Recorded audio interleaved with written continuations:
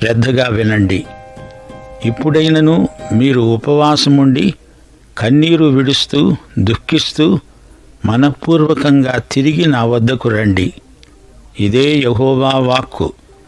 మీ దేవుడైన యెహోవా కరుణావాత్సల్యములు గలవాడు, శాంతమూర్తి, అత్యంత కృపగలవాడు అయి ఉండి తాను చేయనుద్దేశించిన కీడును చేయక పశ్చాత్తాపపడతాడు గనుక మీ వస్త్రములను గాక మీ హృదయములను చింపుకొని ఆయన తట్టు తిరగండి. ఒకవేళ ఆయన మనస్సు తిప్పుకొని పశ్చాత్తాపపడి మీ దేవుడైన యెహోవాకు తగిన నైవేద్యమును పానార్పణమును మీకు దీవెనగా అనుగ్రహిస్తాడు. అనుగ్రహించడని ఎవరు చెప్పగలరు? సీయోనులో బాకా ఊదండి, ఉపవాస దినము ప్రతిష్ఠించండి, వ్రతదినము నియమించి ప్రకటన చేయండి, జనులను సమకూర్చండి, సమాజ కూటము ప్రతిష్ఠించండి, పెద్దలను పిలువనంపించండి, చిన్నవారిని స్తన్యపానము చేసే బిడ్డలను తోడితండి. పెండ్లి కుమారుడు అంతఃపురములో నుండి, పెండ్లి కుమార్తె గదిలో నుండి రావాలి. యెహోవాకు పరిచర్య చేసే యాజకులు మంటపమునకు బలిపీఠమునకు మధ్య నిలువబడి కన్నీరు విడుస్తూ వేడుకోవాలి. యెహోవా, నీ జనుల ఎడల జాలి చూపి అన్యజనులు వారి మీద ప్రభుత్వము చేయునట్లు వారిని అవమానమునకు అప్పగించవద్దు. లేని ఎడల అన్యజనులు వారి దేవుడు ఏమయ్యాడు అంటారు గదా. శ్రోతలు, దేవుడేమంటున్నాడు? మనఃపూర్వకముగా తిరిగి నా యొద్దకు రండి. తిరిగి రండి అంటే పశ్చాత్తప్తులవ్వండి, మారు మనస్సు పొందండి అని అర్థం. మనసు మార్చుకోండి, ఇటు దేవుని వైపు తిరగండి. పశ్చాత్తప్తులైన వారు కన్నీరు కారుస్తారు. కన్నీరు కార్చినంత మాత్రాన అది పశ్చాత్తాపం కాదు. కొందరు పశ్చాత్తాపం వల్ల ఆహారం సహించక ఉపవాసం ఉంటారు.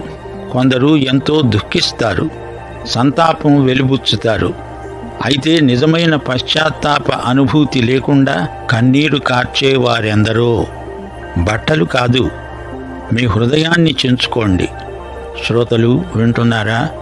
పశ్చాత్తాపం బాహిర ప్రదర్శన కాదు, అది హృదయానుభూతి. యాజకులు బట్టలు చించుకోకూడదు. అయినా హృదయ పరివర్తన లేని పశ్చాత్తాప ప్రకటన వేషధారణ మాత్రమే.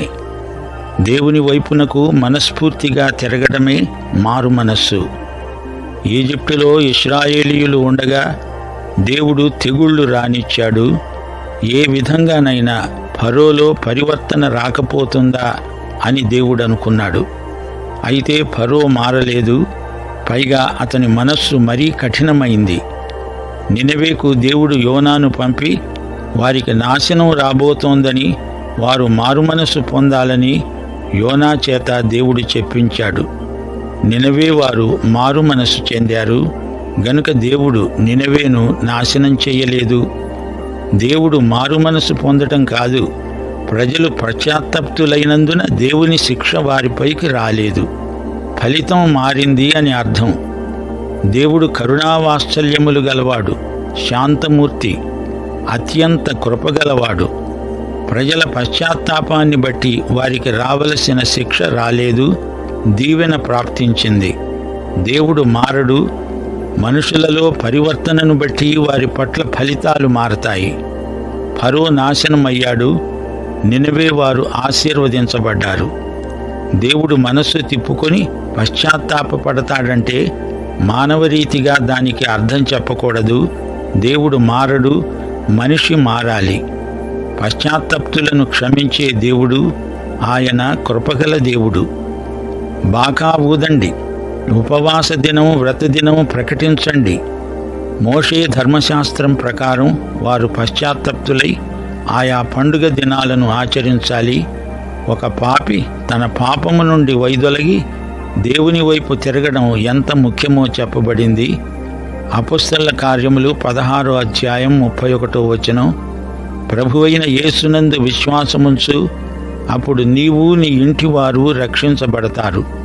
అదే ఒక పాపి చేయవలసింది, చేయదగింది. ఒక పాపిగా మానవుడు రక్షణ కోసమై ఇంకేమీ చేయకూడదు. ఈ రోజున బాకా ఊదటం అంటే సువార్త ప్రకటించటమే. యేసే రక్షకుడని ఎలుగెత్తి చాటటమే బాకానాదం.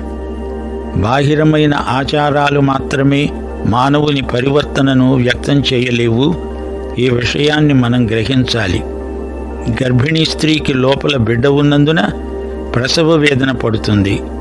ప్రసవ వేదనను నటించినందున లోపల బిడ్డ ఏర్పడదు గదా. మానవులు తమ సొంత పద్ధతులలో దేవుని వద్దకు రాలేరు. దేవుని పద్ధతిలోనే దేవుని వద్దకు రావాలి. యోహాను సువార్త 10వ అధ్యాయం 9వ వచనం ప్రభువు అన్నాడు, నేనే ద్వారమును. నా ద్వారా ఎవడైనా లోపల ప్రవేశించిన ఎడల వాడు రక్షించబడిన వాడై లోపలికి పోతూ బయటికి వస్తూ మేత మేస్తూ ఉంటాడు. చిన్న పిల్లలను, తల్లి స్తన్యపానము చేసే బిడ్డలను తేండి అంటున్నాడు దేవుడు. వయోభేదం లేకుండా అందరూ రావాలి. తల్లులు చంటి బిడ్డలను కూడా తేవాలి. కొత్తగా పెళ్ళైన వారు కూడా వెంటనే దండులో చేరకూడదు. దంపతులు కలిసి ఉండాలి. ఆరాధనకు రావాలి. మన దేవుడు కుటుంబాల దేవుడు. యాజకులు, పరిచారకులు కన్నీరు కారుస్తారు, దేవుణ్ణి వేడుకుంటారు. అన్యజనులు అడుగుతారు, మీ దేవుడేడి, ఏమయ్యాడు, వారికేం చెప్పాలి, ఏమి చూపాలి అని వారు కన్నీరు కారుస్తూ దేవుణ్ణి అడుగుతున్నారు. దేవా, మమ్ములను అవమానానికి అప్పగించవద్దు అని దీనమనస్కులై యాజకులు, పరిచారకులు దేవుణ్ణి వేడుకుంటారు. యోవేలు ఇప్పుడు యెరూషలేములో ఉన్నాడు. యోవేలు దక్షిణ రాజ్యమైన యూదాకు ప్రవక్తగా మాట్లాడుతున్నాడు, ప్రవచిస్తున్నాడు. యాజకులు ఎలా ప్రార్థన చేయాలో యోవేలు వారికి నేర్పుతున్నాడు. అన్యజనులకు మమ్ములను అప్పగించకు దేవా అని వారు ప్రార్థించాలి. దేవా, నీ ప్రజలపై కనికరము చూపు తండ్రి. మేము మా దేవుడవైన నిన్ను అన్యజనుల మధ్య ఘనపరచడానికి మరొక అవకాశం ఇవ్వు అని వేడుకోవాలి. దేవుడు వారిని వాగ్దత్త భూమికి మోషే ద్వారా నడిపించాడు. అన్యుల మధ్య వీరు తమ ప్రత్యేకతను కాపాడుకోకపోతే నగుబాట్ల పాలవుతారు. అయితే ప్రియ సోదరీ సోదరులారా, ఈ రోజున అమలులో ఉన్నది క్రీస్తునందు దేవుని కృప. ఈ రోజున దేవుని సంఘములోకి యూదుడని అన్యుడని ఎట్టి భేదము లేకుండా క్రీస్తు ద్వారా రావాలి. అదే దేవుని ఏకైక కార్యక్రమం. దేవునికి స్తోత్రం. శ్రోతలు, ఈ పాఠమంతా పశ్చాత్తాపానికి పిలుపే. దేవుని హితవు. నా ప్రజలారా, ఇప్పటికైనా నా వైపునకు తిరగండి, ఉపవాసం ఉండండి, మారు మనస్సు పొందండి. యెహోవా దేవుడు వాత్సల్యము గలవాడు, కరుణామయుడు. ఆయనకు త్వరగా కోపం రాదు, జాలిగల దేవుడు. కఠినంగా శిక్షిద్దాము అనుకున్నవాడల్లా మీ పశ్చాత్తప్త హృదయాన్ని బట్టి జాలితో మిమ్ములను క్షమిస్తాడు. బట్టలు చించుకున్నంత మాత్రాన అది పశ్చాత్తాపం కాదు. మీ హృదయాలను చించుకోవాలి, దేవుని తట్టు తిరగాలి. అది పశ్చాత్తాపం అంటే. మీరాయన వద్దకు వస్తే ఆయన మీ వద్దకు వస్తాడు. ఆయన మిమ్ములను దీవిస్తాడు. అప్పుడు మీ అర్పణలు, పానార్పణలు అంగీకరించబడతాయి. మీ వైఖరి వల్ల మంచి ఫలితాలు వస్తాయి. అనుమానించవద్దు, మీ దేవుడు ఎంతైనా నమ్మదగినవాడు. వాత్సల్యం, జాలి గల దేవుడు మిమ్మల్ని రమ్మని పిలుస్తున్నాడు. ఆ కాలంలో దుఃఖంతో కంగారు పడేవారు బట్టలు చించుకోవడం పరిపాటి. ఇలాంటి బాహిర ప్రదర్శనలు దేవుణ్ణి ఎంతమాత్రమూ తృప్తిపరచజాలవు. బండబారిపోయిన హృదయాలు ముతక బట్టల్లాంటివి, వాటిని చింపుకోవాలి. దేవుడు అంటున్నాడు, సియోనులో బూర ఊదండి, బాకానాదం చేయండి, ఉపవాసం కోసం సమయాన్ని ప్రత్యేకించండి, దేవుణ్ణి అర్థవంతంగా ఆరాధించండి, ప్రజలను సమకూర్చండి. ప్రజలంతా కలిసి ఏకీభవించి మనసారా దేవుణ్ణి అన్వేషించండి, వెదకండి.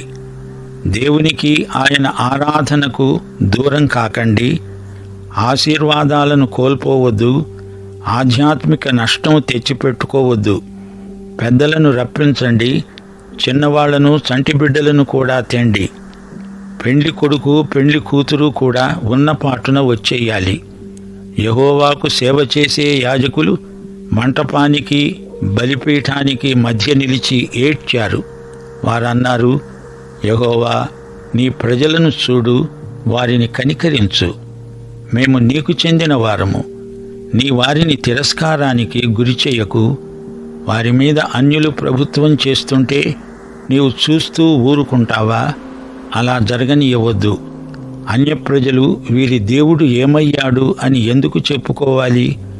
పశ్చాత్తాపపడి దేవుణ్ణి వెతకటంలో నాయకులే ప్రజలకు మార్గం చూపాలి. మనం దేవుని సొత్తైన ప్రజలము అని ఎన్నడూ మరచిపోకూడదు. దేవుడు మనలను చేపట్టాడు. మనం ఆయన స్వకీయ జనం. పరిశుద్ధులలో ఆయన స్వాస్థ్యము యొక్క మహిమైశ్వర్యము ఎంతో గొప్పది. మనల్ని బట్టి అన్యుల మధ్య దేవుని నామము దూషించబడకూడదు. సోదరుడా, సోదరి, సమయముండగానే తన వైపు వీరు తిరగాలని దేవుడు కోరుతున్నాడు. కాలం గతించిపోతోంది. ఒక చెంప నాశనం ముంచుకొస్తోంది. పశ్చాత్తప్తులవండి అంటూ ప్రభువు హెచ్చరిక చేస్తున్నాడు. ఈ రోజున ఇదే సందేశం మనకు కూడా వర్తిస్తుంది. మన జీవితాలకు ఇదే చివరి ఘడియేమో. ఇప్పుడే, ఈ క్షణమే దేవుని వైపునకు ప్రతి ఒక్కరూ తిరగాలి. దేవుణ్ణి సమీపించడానికి ఎవరికీ ఎట్టి అభ్యంతరము ఉండకూడదు. పశ్చాత్తాపం అనుభూతి. యాంత్రికమైన మతాచారాల ద్వారా పశ్చాత్తాపాన్ని నటించటం వేషధారణ. అంతరంగములో నుండి పశ్చాత్తాపం రావాలి, పరివర్తన కలగాలి. 1 సమూయేలు 16వ అధ్యాయం 7వ వచనం, మనుష్యులు పైరూపమును లక్ష్య పెడతారు గాని యెహోవా హృదయాన్ని లక్ష్య పెడతాడు.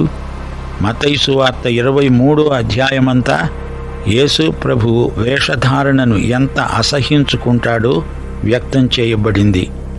మతనాయకులు, మీరు చెబుతారు గాని చేయరు. ఇతరుల మీద బరువు పెడతారు గాని మీరు వాటిని మొయ్యరు. మీ భక్తి కేవలం ప్రదర్శన. గురువులారా, మీకు అగ్రపీఠాల మీద ఆసక్తి ఎక్కువ గదు. పరిచారకుడే అసలైన నాయకుడు. పరలోక రాజ్యములోకి మీరు రారు, మరొకరిని రానియరు. పరిసయ్య నాయకులారా, మీరు అంధులైన మార్గదర్శకులు. న్యాయము, కనికరము, విశ్వాసము లోపించిన మీ మతం మనుషులను వేధిస్తుంది. దోమలను వడియగట్టి మీరు ఒంటెలను మేసే రకం మనుషులు. మీ అంతరంగం ముందు శుద్ధి కావాలి. సున్నము కొట్టిన సమాధులు మీరు. వెలుపల మనుష్యులకు నీతిమంతులుగా అగపడుతున్నారు కానీ లోపల మీ నిండా వేషధారణ, అక్రమము ఉన్నాయి. ప్రభువు ఎంతో కఠినంగా మాట్లాడాడు గదు. వేషధారణ అంటే యేసు ప్రభువుకు బొత్తిగా గిట్టదు. శ్రోత, నీ అంతరంగంలో పరిశుద్ధత ముఖ్యం. బహిరంగ ప్రదర్శన మాత్రమే అయితే అది మోసం. ప్రజలు హృదయపూర్వకంగా, స్వచ్ఛందంగా దేవుని వైపునకు తిరగాలి. ప్రభువు రాకడ సమీపమైంది. ఆయన ఎదుట ప్రతి మోకాలు వంగాల్సిందే. అయితే ఆ పని ఇప్పుడే చేస్తే మంచిది. ప్రతి నాలుక ఆయనే ప్రభువని ఇప్పుడే పలకాలి. ప్రజలందరినీ సమకూర్చండి, బాకా ఊదండి అంటూ దేవుడు ప్రకటిస్తున్నాడు. ఇదే అనుకూల సమయము, ఇదే రక్షణ దినం. ఆయన త్వరలో వస్తాడు. ఈ లోక రాజ్యములన్నీ ఆయన రాజ్యమైపోయే రోజు వస్తుంది. మీ హృదయాలను చించుకోండి అంటే ఉపవాసముండండి, దుఃఖించండి. సంతాప దినమిది, మరచిపోవద్దు. మీ దేవుడు కృపామయుడు, కరుణా సంపన్నుడు. ఊరికే చీటికి మాటికి కోపించుకునేవాడు కాడు. ఆయన శిక్షించాలని ఉన్నా మీ కన్నీటిని చూచి జాలిపడతాడు, క్షమిస్తాడు. రండి, ఆయనను సమీపించండి అంటూ ప్రవక్త బోధిస్తున్నాడు. పెద్దలు, యాజకులు, దైవ సేవకులు, వారి పిల్లలు, సమాజమంతా కూడి రావాలి. దేవుని కృప కోసం, కనికరం కోసం వేడుకోవాలి. అవును, తన ప్రజలైన ఇశ్రాయేలీయులు వచ్చి తన ఎదుట తమ పాపాలు ఒప్పుకొన్నందున ఇక శిక్షించడు. దేవుడు వారిని క్షమిస్తాడు, ఆశీర్వదిస్తాడు. యూదా జాతిపై నిలిచి ఉన్న తీర్పును దేవుడు తొలగిస్తాడు. ఇశ్రాయేలీయులు పూర్తిగా వెనకబడిపోయారు. వారిని యథాస్థితికి రప్పించాలని దేవుని కోరిక. దేవుని చిత్తానికి వారు తలవొగ్గాలి. దేవుని శాసనాలను శిరసావహించాలి. ఈ అధ్యాయంలో ఊదబడిన బాకా వారి దుఃఖాన్ని, పశ్చాత్తాపాన్ని సూచిస్తుంది. పాపపు ఒప్పుకోలు ఎంత అవసరమో ఆ బాకానాదం హెచ్చరికగా ప్రజలు గుర్తించాలి. నిజాయితీగా ప్రభువు దగ్గరికి రావటానికి ఆయన ప్రజలు భయపడకూడదు, ఉన్నపాటున వచ్చేయాలి. విరిగి నలిగిన హృదయాలతో దేవుని సన్నిధికి రావాలి. దేవుని దీర్ఘశాంతాన్ని, కనికరాన్ని శోధించకండి. 17వ వచనంలో చెప్పబడినట్లు వారు దేవుని నామమును మహిమపరచాలి. అన్యజనుల మధ్య దేవుని పరిశుద్ధ నామము దూషణకు గురి కాకూడదు. పాపము వల్ల వచ్చే దుష్ఫలితాల నుండి వారు తప్పించుకోవాలనే దేవుని చిత్తం. సోదరీ సోదరులారా, వింటున్నారా? దేవుని రాజ్యమును మొదట వెదకవలసిన ప్రజలం. 1 కొరింథీ 4:20 వచనం, దేవుని రాజ్యము మాటతో కాదు, దేవుని శక్తితోనే ఉన్నది. దేవుని కృప చౌకబారు దినుసు కాదు. పశ్చాత్తాపము లేకుండా క్షమాపణ ఎలా వస్తుంది? వ్యక్తిగతంగా దీనమనస్సుతో ఒప్పుకోకపోతే దేవుడు ఎలా క్షమిస్తాడు? శిష్యత్వానికి వెల చెల్లించాలి. సిలువ లేకుండా కృప ఎలాంటిదో, ఎంత విలువ గలదో ప్రజలు గుర్తించలేరు. కృపను చౌకబారు వస్తువుగా భావించే వారికి శ్రమ. యేసుక్రీస్తు పిలుపు వినగానే శిష్యులు తమ వ్యాపారాన్ని, తమ వలలను, తమ ధన సంపాదనను అంతా వదిలిపెట్టి ఆయనను స్వచ్ఛందంగా వెంబడించారంటే కృప ఎంత విలువైనదో మనకు బోధపడుతుంది. యేసుక్రీస్తును వెంబడించవలసిందిగా దేవుని కృప మనలను హెచ్చరిస్తోంది. రమ్మని సైగ చేస్తోంది. పాపాన్ని ఖండిస్తుంది గనుక విలువ గలది. పాపిని నీతిమంతునిగా తీర్చిదిద్దుతుంది గనుక అది కనికరము, జాలి గలది. దేవుడు తన కుమారుణ్ణే ఇచ్చివేసినప్పుడు అది ఎంతో విలువైన కృప, అమూల్యమైనది. దేవుడు మన నుండి ఏమి కోరుతున్నాడు? తన బిడ్డలు తనను కనుగొనాలని, తనతో సంభాషించాలని, సహవాసం చెయ్యాలని ఆయన ఎంతగానో ఆశిస్తున్నాడు. దేవుని చిత్తానికి పూర్తిగా లోబడకపోతే ఆయన నీ ద్వారా ఎట్టి ఘనకార్యము చేయజాలడు. దేవుని నామమున నీవు చేయవలసిన గొప్ప కార్యాలెన్నో ఉన్నాయి. అయితే నీ జీవితం ప్రభువుకు సమర్పితమైనప్పుడే అట్టి ఘనకార్యాలు నీ ద్వారా జరుగుతాయి. ప్రభువు యొక్క మహాదినం మనకు ఎల్లప్పుడూ జ్ఞాపకం ఉండాలి. గతంలో ఎన్నెన్నో ఆశీర్వాదాలను పోగొట్టుకున్న దేవుని ప్రజలు తిరిగి దేవుని వద్ద నుండి పొందగలరనే నిరీక్షణ వారికుంది. నష్టపోయిన పంటను తిరిగి దేవుడిస్తానన్నాడు. అన్ని కాలాలు, అన్ని సమయాలు ఆయన చేతిలోనే ఉన్నాయి. ప్రియశ్రోతలు, మిడతల దండు యూదా జాతిని క్రమశిక్షణలో పెట్టడానికి దేవుడు పంపించాడు. అంతకంటే గొప్ప తీర్పు రాబోతోందని, ముందుగానే పశ్చాత్తప్తులు కావలసిందని యోవేలు దేవుని మూలంగా పలుకుతున్నాడు. యోవేలుకు సమకాలీన ప్రవక్తలు ఎలీషా, యోనా. పాఠం ఇంతటితో సమాప్తం. యేసుక్రీస్తు వారి కృప, తండ్రి అయిన దేవుని ప్రేమ, పరిశుద్ధాత్మ యొక్క సహవాసము మనకందరికీ సదాకాలము తోడై ఉండునుగాక. ఆమేన్.